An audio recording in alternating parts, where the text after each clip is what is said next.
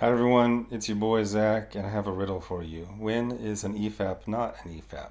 Well, when you don't hit pause and you set it for 4 times speed. So I was recording a video just, out in the front yard, and then my phone died, which was infuriating because I had it plugged into the power bank, but I didn't continually stare at the screen to make sure the cable was fully seated, so it died right in the middle. Um, and also, in general, this was kind of a frustrating video, not only because of the content, but also because I was trying to get some evidence. But it was like, if you look at the digital, you know, copies of a comic, it doesn't have the barcode with the price on it. So then you have to go to another site, and then it'll have a picture of the newsstand copy, but like it's too blurry. And also, I was comparing to like, oh, August 2025 to August 2000, but like for some reason those books were like oversized or 100 pages.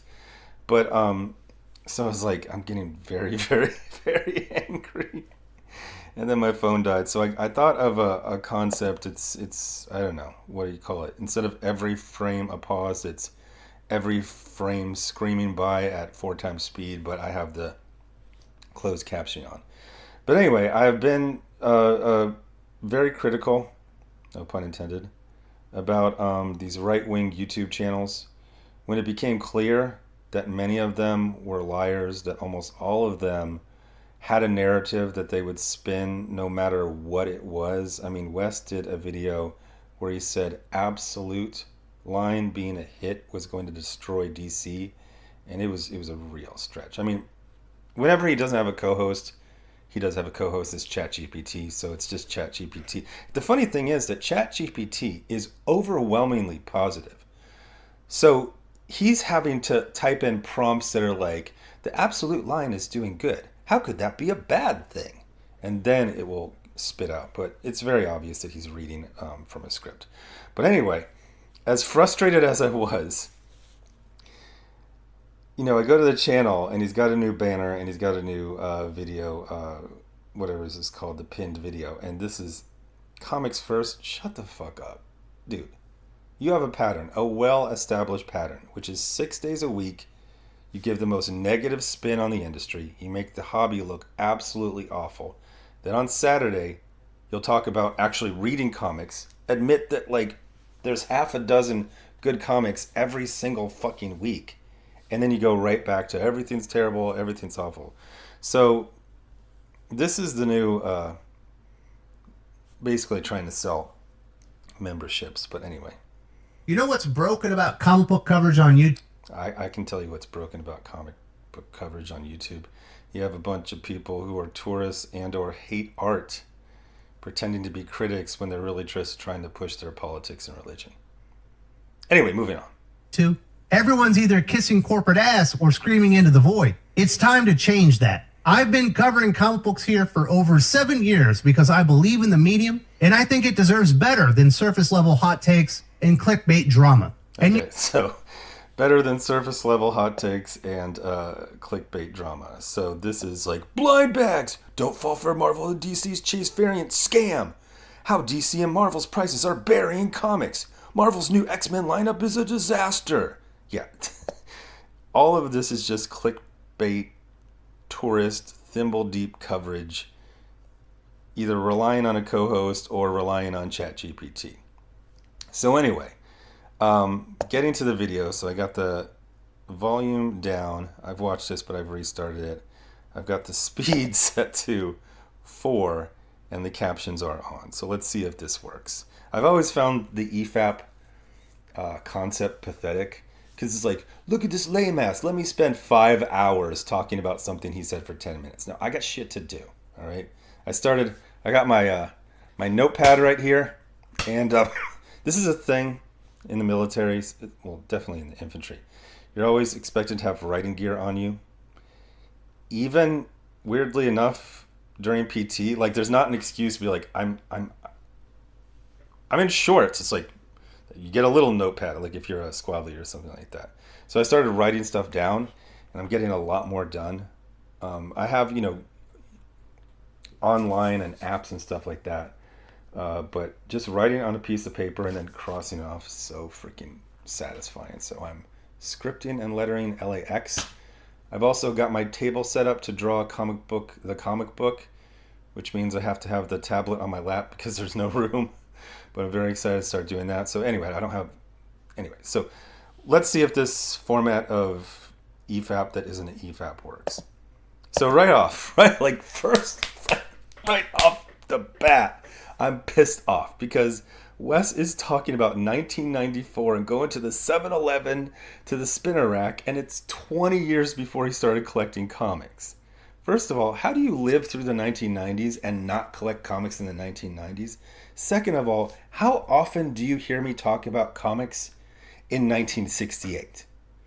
Almost never, because I wasn't alive, because I wasn't collecting comics, and because I don't even read comics from that era. I am completely uninformed. I know the basic things. I know Roy Thomas and Neil Adams, and I know X-Men got put into reprints. Like, I know really, really basic stuff about that era. I would never pretend to talk about collecting comics 20 years before I did it. It's unfathomable.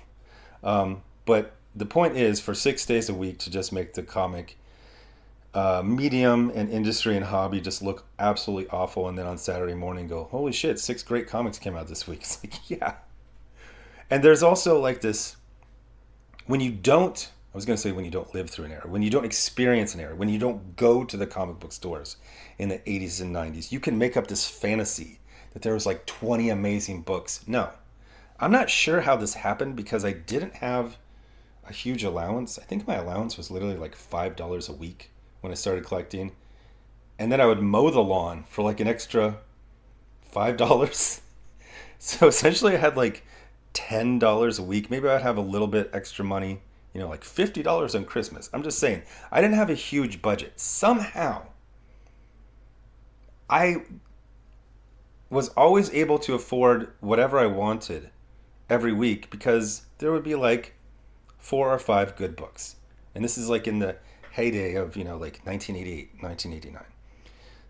There wasn't 20 good books coming out every single week. In fact, the only time I ever had to budget was when I bought Electra Lives Again, which was expensive for the time. And I remember going to the inflation calculator it would have been like $50 these days. But anyway, so you start off just like pissing me the fuck off. He's talking about the comic book industry 20 years before he started collecting. He doesn't know what the fuck he's talking about. It's just ChatGPT scraping CBR articles and him just kind of guessing. Okay, so there's a spinner rack. You got X-Men 37, and it costs $1.50. Okay. And the candy bars and the Cokes are 50 cents. So basically, a comic book was like 2 to 3 times the cost of a candy bar or a Coke in 1994, 20 years before he started collecting. So you could buy it with pocket change, which is true. So now comics cost $4.99. And Kansas soda, if you go buy them, if you're just out on the town, if you're, walking the boardwalk or something like that, it will cost like $2. Candy bars are almost $2. Comics are $5 to $6. So already he's pissed me off because he's talking about an era that he didn't freaking live through. And let me make sure I actually am recording. Yes, I am. And number 2, he's trying to say that there's this horrific, jump in price when for inflation it stayed the same. The other thing is that 1994 in this book, it was good. Like, it looked better than a comic from the 80s, but it didn't look like comics do now. If you're talking about paper quality, printing quality, they were still working things out. Even when they got good with paper quality, like, the coloring was really bad. Like with Wildstorm, it would be too lurid, or even like, I remember Valiant did this, even like Marvel was doing this like early 2000s. Like, if there was a sky, they would find a picture of a sky and put it in there. Or like Sandman, they would find a picture of sand. It's like, well, this is great. No, they stopped doing that shit mostly like early 2000s. But if you go to a comic from the early 2000s, it looks, you can't tell from the quality. Basically, things peaked in quality.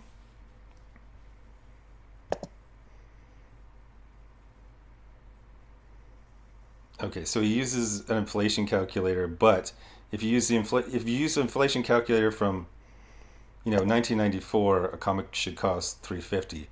But if you do it from the price from 2000, it's basically tracking. Comics right now track with what comics were in 2000, factor in inflation. Like the price literally kept pace with inflation. So then, of course, he wants to talk about another era that he didn't live through or read comics in, which is like the freaking 1960s comics cost 12 cents. Okay, and you could buy a house for like 10 grand. What is your fucking point? It's not that era anymore. That was very cheap paper. How do you jump from the 1960s to this? Comics didn't look like this. This was a huge jump in quality. Like you didn't get someone spending 2 or 3 days on a cover. This was might have been like a whole week for this cover. It was fairly slapdash. It wasn't at the same level of quality for the paper or the art. So these apples and oranges comparison from a fucking tourist are driving me insane. Yes, you could still grab $1.50 off the spinner rack, which would be the equivalent of about $4 and something right now. So what is the fuck is your point? Besides, aren't comics so terrible?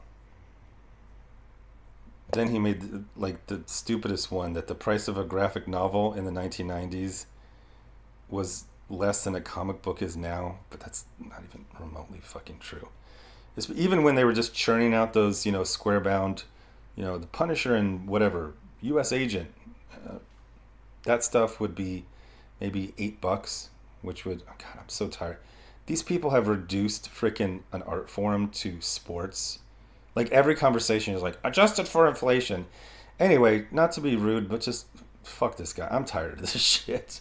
I'm tired of these fucking Republican tourists coming into art forms and pretending to give a fuck. Let's talk about what you really care about. The sign at Cracker Barrel. This is all just pushing a narrative, which is usually politics and sometimes religion.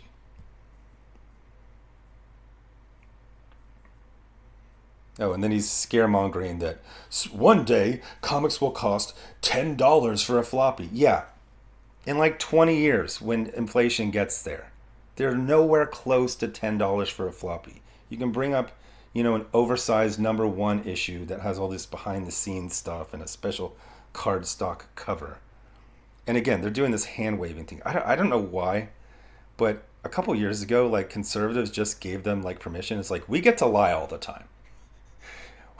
Nobody else gets to lie all the time, but we do. You see it with Drinker faking reviews. You see it with, Nerdrotic giving the most negative spin. You see it. Does any human actually think that absolute line being successful is the doom of DC? No, it's a fucking narrative. The narrative is everything's bad, everything woke, they all hate you, everything lost $100 million, according to my sources, which are another YouTuber.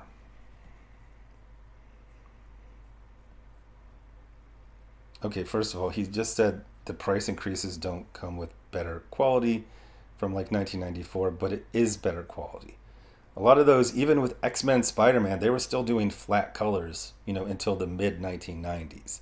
The paper was not as nice. The rendering was good, but no, this is, again, these are thimble-deep tourist takes.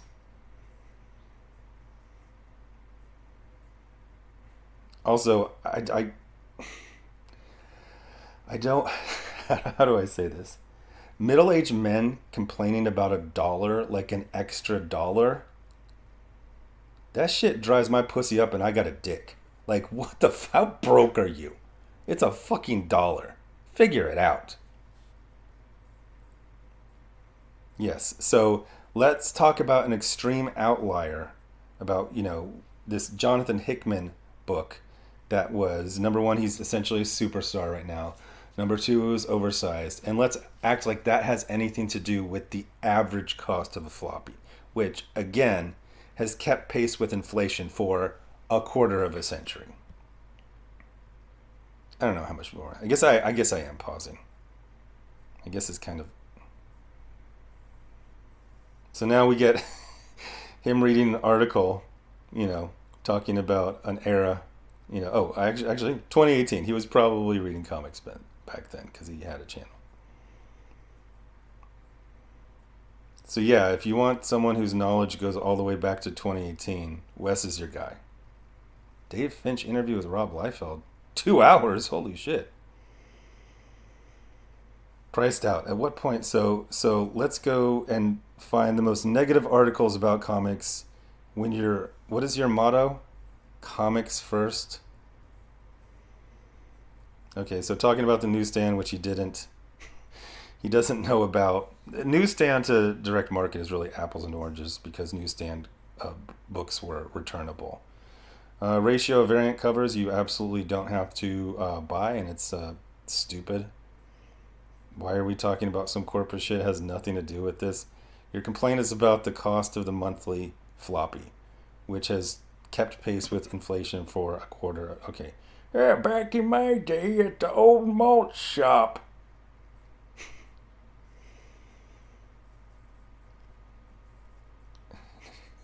He's like, $1.50 was nothing, but now $5, you have to think about it. It's an expense. Shut the... What? First of all, one of the things I've been talking about with TikTok is like there's this whole new generation of comic book fans, specifically from the Absolute line and also Superman, Fantastic Four movies. They never complain about the prices for a couple reasons. Number one, it's just the price. It's just, okay, a comic costs $4 or $5. That's the price of it. Again, I go to Jack in the Box. I get a meal for myself. It's $10. That shit used to be like $4. So you can talk to me about inflation affecting, housing or cars or fast food, and it has. But with comics, no, it is very affordable. Comics is a very affordable entertainment medium, and this fucking tourist spends 6 days a week telling you that it's awful when it's better than it's been in decades.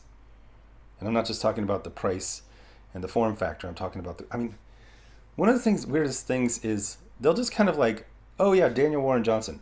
Daniel Warren Johnson is a massive super talent. Not a super talent boy, a super talent. Should probably use a different phrase. He is massive. You can build a whole industry around Daniel Warren Johnson. So you got Daniel Warren Johnson. You got even like fill-in guys like this, like who is Pi Par? People are saying he made this Image miniseries called Petrol Head. I didn't hear about it. You know why? Because no YouTubers were covering that shit. So now he's acting like the like a $5 comic is some sort of major purchase. It is. So what? So what is going to Jack in the Box? Is that like, oh shit, I gotta go get a bank loan? No, a $5 is impulse because it's not fucking 1942 or 1994, which was 20 years before you started collecting comics. Anyway, I'm only about halfway through this. Yes, digital comics should not be the same price as a physical comic. That is weird and that could change, but here's the other deal. What's the point when you can just go to a pirate site and read, like, on Wednesday, New Comic Book Day, like, almost all of the new comics are on the pirate sites by noon. So if everything's so fucking expensive, you can use pirate sites to decide what you want to go buy and then go make that huge purchase of $5.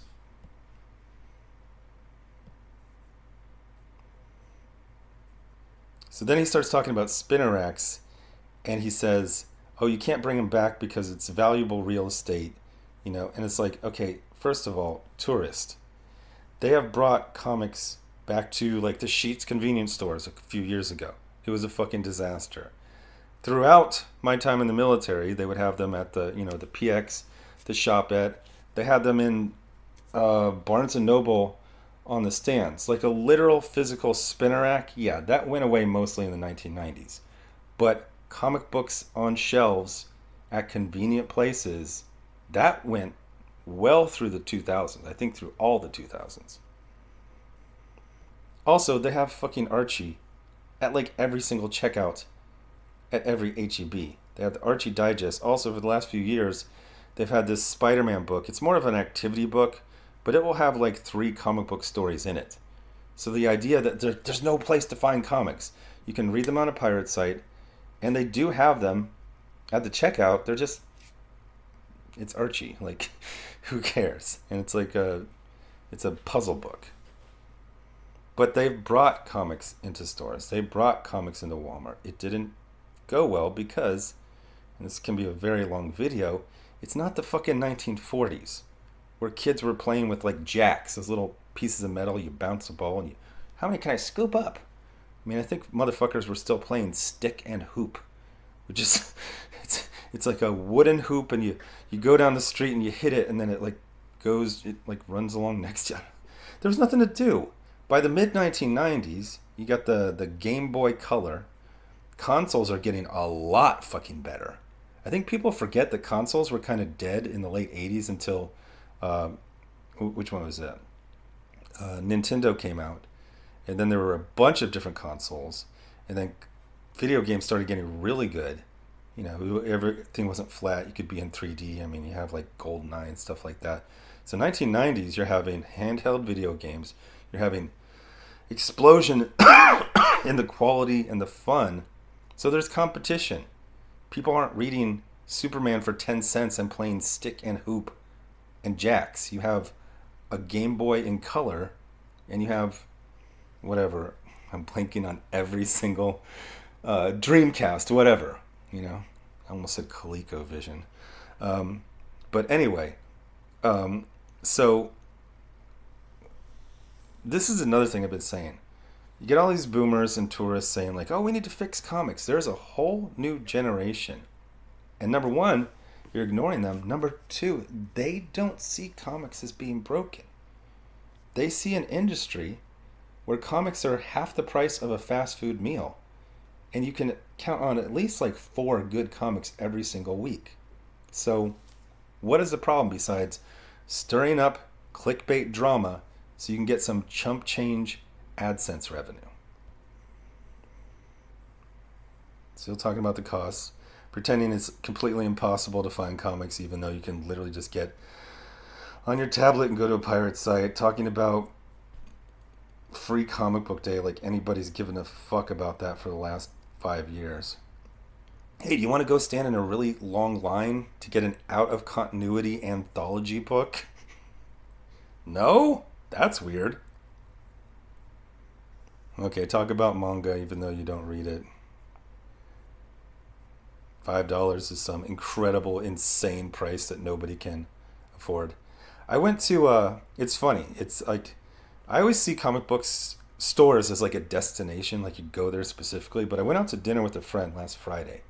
Finish up dinner, good dinner, carbonara, excellent carbonara. And then I'm walking to my car, and it's like a scene out of like Seinfeld. It's like, oh, there's a comic book shop right there. Oh, I'll probably come back when it's open. What? It's open until 10? So I go in there at like 8 p.m. on a Friday night, and it was full. I'm not saying packed, but I'm saying every section. So you had the new comic section, there were people there. You had the back issues, there were people there. You had the Funko Pop. I guess there's all these things where it's like a cellophane bag, and it's like, oh, a little figurine in there. You had people there. It was gaming night. You had people there, not a lot. Then they also had like video games, but I guess they unplugged them so it wouldn't disturb the people from game night, ironically enough. But it was like, oh, everything's back. The comic book fandom is healed, even if YouTubers don't want to admit it. Subtitle. But it was so happy, so I bought a couple comics. I bought Post Malone has a comic right now. I haven't read it yet. Also, it was the second issue, but it was oversized. Oversized second issue is like, that's kind of weird. Usually it's the first issue or the last issue, and I think it's like a 3-4 issue miniseries. But anyway, it was just back. You know, you had some geeky guy with long hair manning the register. It's a tablet now, you know, but I was like, this is back. These middle-aged Republicans are always telling me everything in art is terrible. Also, Cracker Barrel is the old sign is coming back. Oh, now they will go back to never talking about Cracker Barrel again. Um, but just talking about comics, like it's just like the worst, most awful comic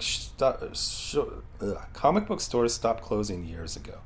Like I said, there was a point where they stopped relying on comics, but especially when I went into that comic book store on Friday, I realized this comic book store looks like a comic book store from 1988. Yes, they had new comics, but they have every comic book store, almost everyone, has always been diversified.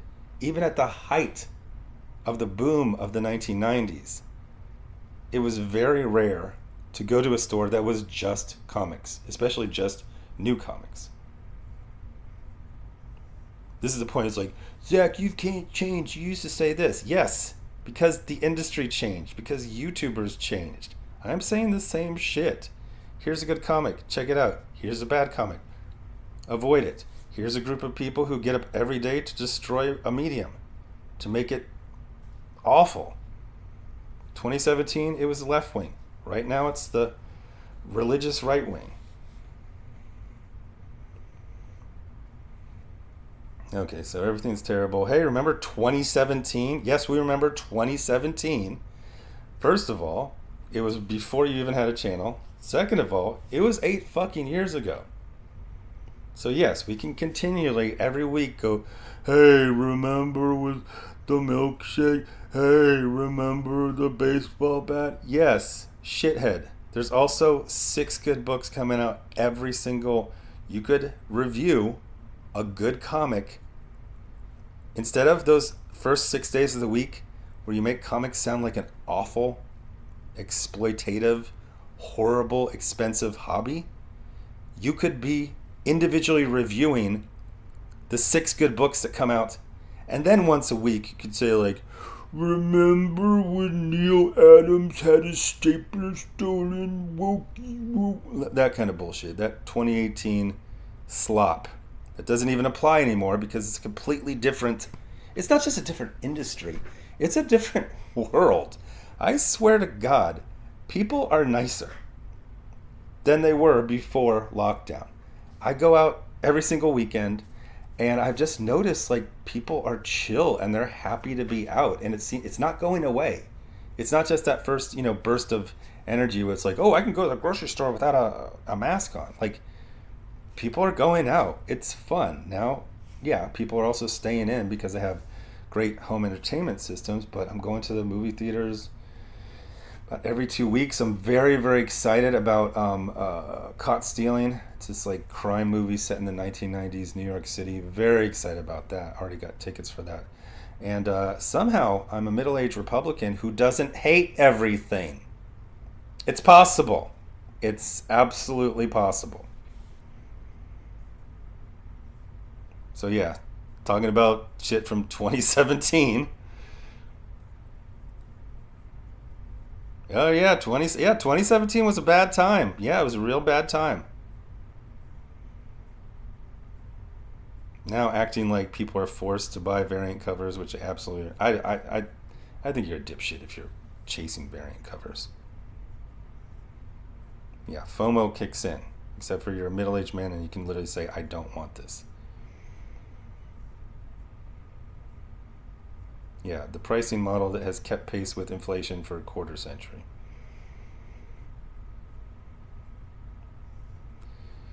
Yeah, let's talk about an outlier book. Let's talk about, you read op-ed articles on from Britain a lot? Acting like small amounts of money are very expensive. Yeah, everything's terrible, everything's woke, everyone hates you, everything lost $100 million. Support my Patreon, give me money. Yeah, that's what it's all about. No love for the medium. Anyway, thanks for watching. Bye. Oh, stop this video. Stop the video, but not this video. Anyway, thanks for watching. Bye.